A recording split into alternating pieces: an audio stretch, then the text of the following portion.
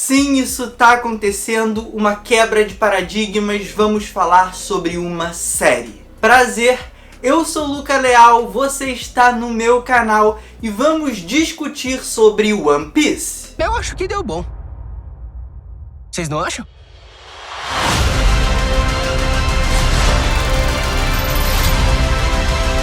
Um jovem pirata chamado Luffy, desde muito pequeno, tem o sonho de se tornar o rei dos piratas. E para isso, ele precisa achar um antigo tesouro, guardado por um dos maiores piratas que já pisaram na Terra. A partir disso, de forma inusitada, ele começa a montar o seu bando e vão rumo à aventura. One Piece, a série, é uma produção original Netflix baseada em um mangá/anime de Eiichiro Oda, que é muito popular, vocês não têm noção. E desde que esse projeto foi anunciado, uma série de rumores e especulações pairaram sobre ele. Afinal, a base de fãs é muito grande e é um mangá/anime com certas liberdades artísticas muito difíceis de serem adaptadas para uma versão live action. São histórias e personagens que dependem de muito exagero, de uma certa caricatura, digamos assim.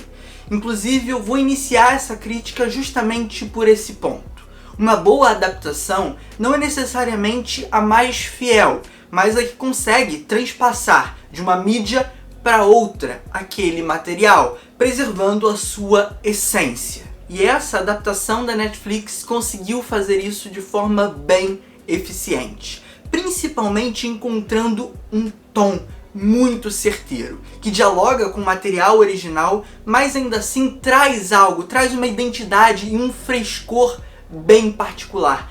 A produção abraça por completo essa estética mais camp e não tem medo de forma nenhuma de parecer irreal, caricata, exagerada.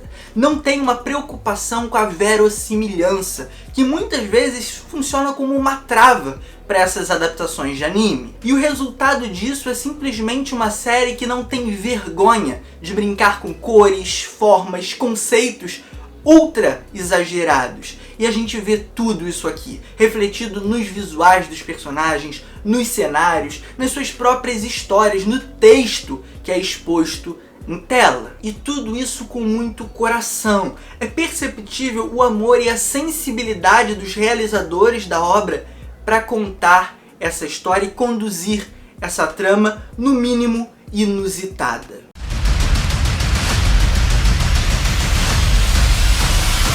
E os personagens são pilares fundamentais para isso. Desde o protagonista, passando pelos coadjuvantes, indo até os antagonistas. E aí o trabalho do casting foi muito certeiro, com destaque especial para o intérprete do próprio Luffy, o protagonista. Casou como uma luva, ele é perfeito. Ele tem a presença, ele tem o carisma que a gente já vê no mangá e no anime, trazendo também a sua inocência, o seu tom um tanto quanto infantil. E eu uso esses adjetivos não no mau sentido, numa conotação negativa, muito pelo contrário. Essa é a essência desse personagem e o que o torna tão especial e único nesse universo de piratas. Ele é empático, ele tem um sonho e compreende que os outros também sonham e quer dar possibilidade para que essas pessoas ao seu entorno concretizem aquilo que nem ele sabe que ele vai conseguir.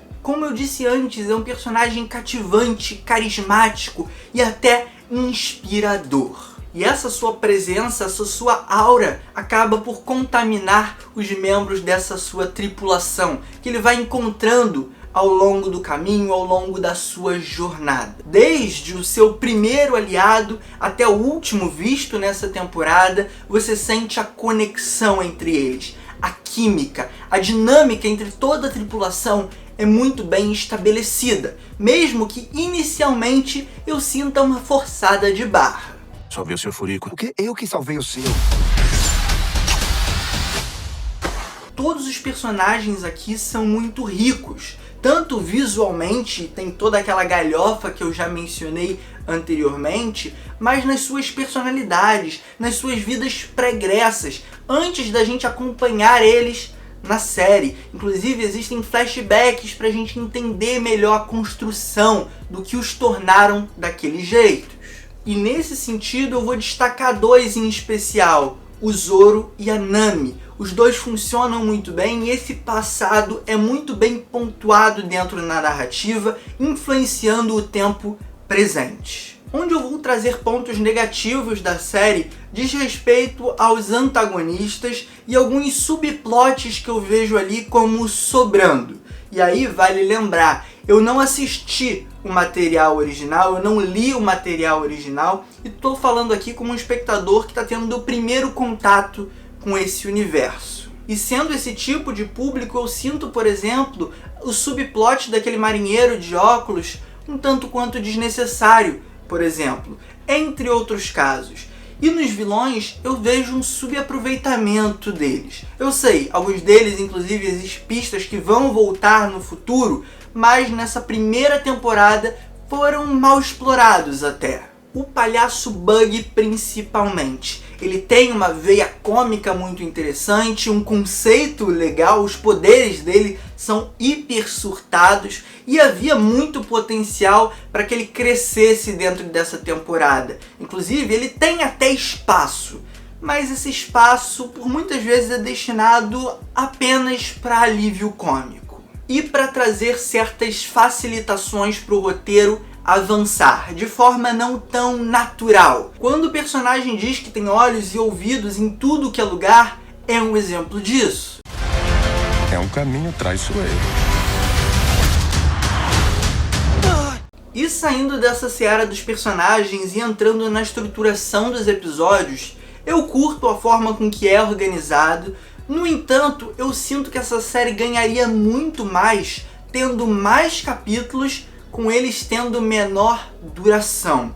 Algo, inclusive, que me remete ao anime, que tem essa dinâmica, que tem esse fluxo. Com os episódios, por exemplo, de uns 30 minutinhos, aventuras isoladas, divertidas, contidas, de certa forma, funcionaria muito bem, divertiria ali na hora do almoço, algo bem corriqueiro, e que poderia ser visto de forma isolada, digamos assim. Mas a escolha feita de 8 episódios com uma média de 50 minutos deixa tudo um pouco mais truncado, um pouco menos fluido e orgânico. E essa escolha acaba por potencializar até uns episódios bem ruinzinhos, como o terceiro e o quarto, que tem um plot bem capenga, que é bem batido também e poderia ter sido resolvido em 30 minutinhos em algo contido, mas não, é esticado, é prolongado. Sobre a direção de arte e a fotografia, acho que existe uma coesão para a construção desse universo que, como disse lá no começo,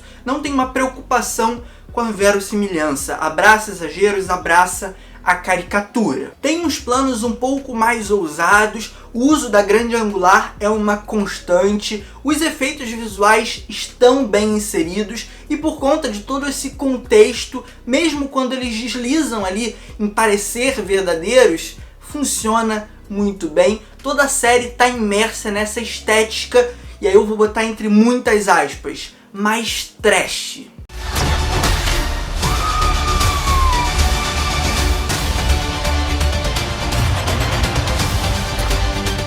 Agora, fazendo uma visão geral, One Piece, a série, era uma obra que tinha tudo para dar errado. Era muito risco envolvido. Mas a produção conseguiu achar o mais difícil, o tom certo para essa história. E sem vergonha para abraçar os elementos do anime, do mangá, essa história é contada com uma certa sofisticação, até muito interessante. Alguns temas ali são passados de forma acelerada, sim, mas é natural desse tipo de transposição. A obra original tem mais de 1000 edições, e condensar parte disso em 8 episódios é uma tarefa complicada, que na minha visão foi executada com certo êxito. E agora, para finalizar, vocês já devem ter percebido, eu tô falando de uma série, algo que não é comum aqui no canal, mas eu assisti One Piece e curti, achei uma série bem divertida e quis comentar um pouquinho sobre ela. Então eu peço até para, se você gostou